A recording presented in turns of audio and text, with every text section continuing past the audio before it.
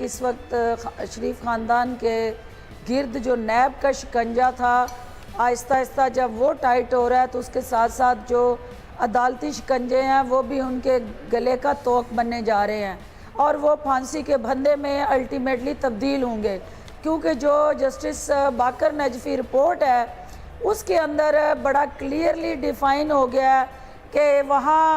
जो हुकूमती दहशत गर्दी हुई, जिस अंदाज से बेगुनाह इनोसेंट लोगों का, ख़वातीन का, बच्चों का कत्लेआम हुआ, उसके पीछे वज़ीर आला नहीं कातिल आला है और उसका वज़ीर कानून है और ऊपर बैठे नवाज हाइश और ज़ाती इमा पे ये सब कुछ हुआ। अगर ये रिपोर्ट पब्लिक हो के सामने आती है और उसके वही कंटेंट जो इंजीनियर नहीं होते, अगर इन्होंने उस रिपोर्ट से अपनी पसंद के जो कंटेंट है उनको पब्लिक किया और जहाँ जहाँ इनके हवाले से वाज़िया तौर पे मौक़िफ़ रिपोर्ट में इख्तियार किया है, अगर इन्होंने उसका ब्लैकआउट किया तो फिर ये एक नया बहाम जन्म लेगा। तो मैं समझती हूँ कि जो नून लीग की इस वक्त स्ट्रेटजी है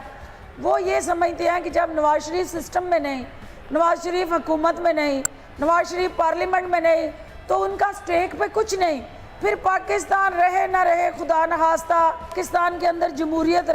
रहे ना रहे, पाकिस्तान के अंदर रूला फला हो या ना हो, उनकी तमाम ख्वाहिशात एक शख्स की ज़ात के साथ जुड़ी हैं और वो शख्स जो है आज